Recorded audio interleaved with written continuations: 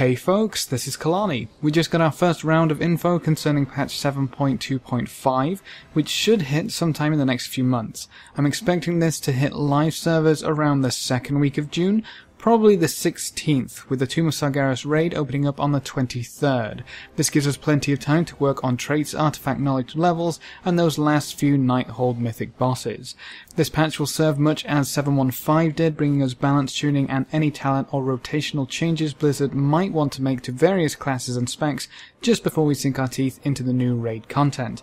That means that this will be a smaller patch and you shouldn't expect anything too huge, but we have a few teasers of what we will get. The first and most exciting for a lot of folks is the addition of our first Timewalking raid, the Black Temple. It's a bit of a weird choice if you ask me, but I guess it fits with the story of Legion more so than any other raid.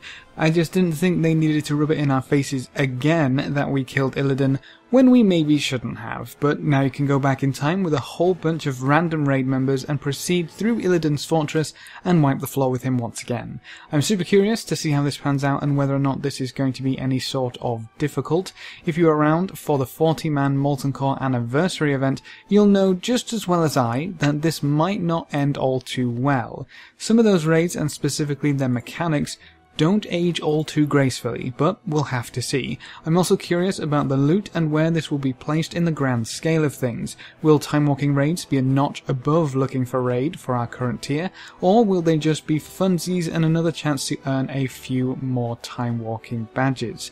If we can get some good use out of the gear that can drop, how often will these Timewalking raids be active? Will the Warglaives be included in the loot table? So many questions which will hopefully be answered very soon.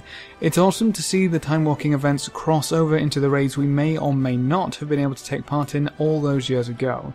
I don't think it's a replacement for having been there when it was relevant content, and I doubt it will feel as epic, but revisiting old raid content without being able to one-shot everything might be a breath of fresh air, and I hope to see more Timewalking raids added to the game over time. The second most exciting addition in 7.2.5 for me is something that's being referred to as the 7.2.5 pre-launch. So I'm not sure if we'll get this before 7.2.5 or if it's leading up to something in 7.2.5. But either way, there's some new scenarios to do with Magni, Azeroth, and some sort of warning. MMO Champion also has some pretty creepy voice files, which get me even more hyped to see what's coming next. It doesn't seem to be Legion related, so probably something to do with Azeroth being a Titan soul that may or may not have been corrupted, damaged, or sapped of its strength. This might be the next step in learning what exactly is happening between the powers of Order and the powers that would see us undone. Exciting stuff. There will also be a time-twisting quest line with one of the only bronze dragons we ever really interact with, Chromie. Apparently, she's in a bit of a pickle, as her future self is in some serious trouble, and she enlists us to help. The scenario is called The Deaths of Chromie, so I'm assuming that's what we're trying to avoid. We're also getting another pet battle dungeon, so if you enjoyed the first one, you better prep your best team, because you're headed to the Dead Mines next.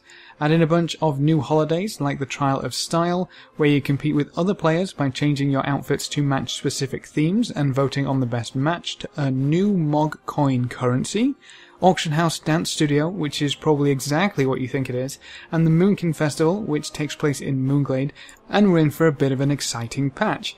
I'm sure there's a whole bunch of other stuff just waiting to be data mined as well. At the start I did mention that some classes should expect more than just a little tweak to their kit. Destruction Warlocks, Outlaw Rogues, Brewmaster and Mistweaver Monks, Havoc Demon Hunters and Guardian Druids. If I called your name, there should be a link in the comments section below where the devs are talking about what changes you guys are going to receive and where they think you'll sit in 7.2.5. If I didn't call your name, better luck next time. We'll still see plenty of balancing and numbers tuning for sure, but nothing huge is on the table at this point, which makes me a very sad hunter. I was hoping hunters might see some decent changes to their core mechanics, as it's not all that fun to play one right now, but maybe we'll get something in 7.3.5. I think that wraps up all we have on 7.2.5 as of now, but with it going up on the PTR very soon, expect to see some videos from yours truly before too long. If you have any questions or queries, please leave them in the comment section below and I'll get back to you as soon as possible. Or hop on over to Discord. We have a server at discord.gg/Kelani, great place to come ask questions or just hang out.